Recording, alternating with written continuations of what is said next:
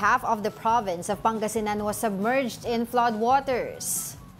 Around 500 families have been evacuated from 12 cities and municipalities in Pangasinan. Lingayen LGU says evacuation centers are getting full, especially in coastal barangays. Residents are worried about the dangers of storm surge. Yung storm surge na kung saan ay sumakop sa shorelines, no? Yung high tide. But pagdating ng low tide, hopefully, may ibsan na ulit.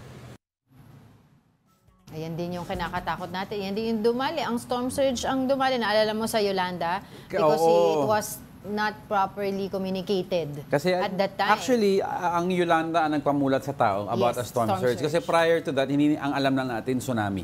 Diba? So, akala nga nilang unang... Tapos parang pag tinagalog ng pag-asa, daluyan. Diba? Yun ang... Pero kasi anong unang lumabas ang storm surge sa Yolanda, diba? Ang panay post ng mga tao sa social media, may tsunami dito, diba? Tumama ang tsunami, hindi po kaya na-explain pala.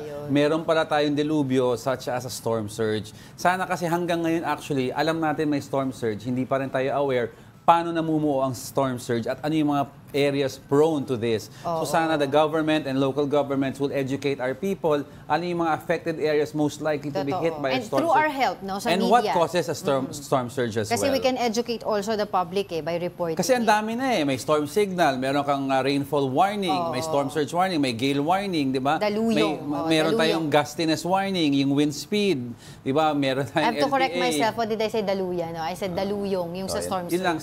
Actually, you can go to Pag-asa and read up on basic facts about this or read up on the encyclopedia kayo.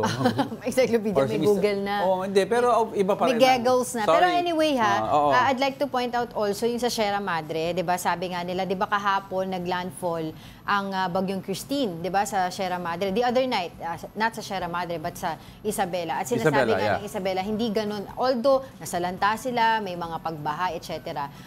May mga pag-ulan, ay hindi ganun kagrabe yung impact sa kanila ng bagyong Christine because of yung Sierra Madre. So nakikita natin, namumulat yung mga mata natin ngayon no, sa yung pangangailangan na protektahan natin yung ating kalikasan. Other than that, no, we will be providing ayuda, aid every time na lang magkakaroon ng disaster. Tatanong ni The Regular Joe, bakit nga ba importante ang Sige, Sierra explain Madre? mo yan, Ang Jacob. Sierra Madre po ay a mountain range or a group of little mountains. And alam po natin, ang isang bagyo, kumukuha po ng lakas yan pag nasa dagat, humihina pag nasa land. Mas lalo na kung yung terrain mo ay hindi pantay, yung wind po nababasag. So, imbis na isang buong malakas na bagyo ang tatama, kasi ang Sierra Madre is the corridor where most of the storms enter.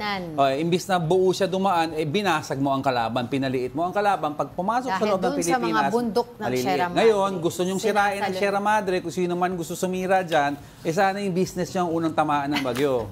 Sorry ha. May mga empleyado yung mga business sana nila. Yung hindi, tapos safe yung empleyado nyo sana.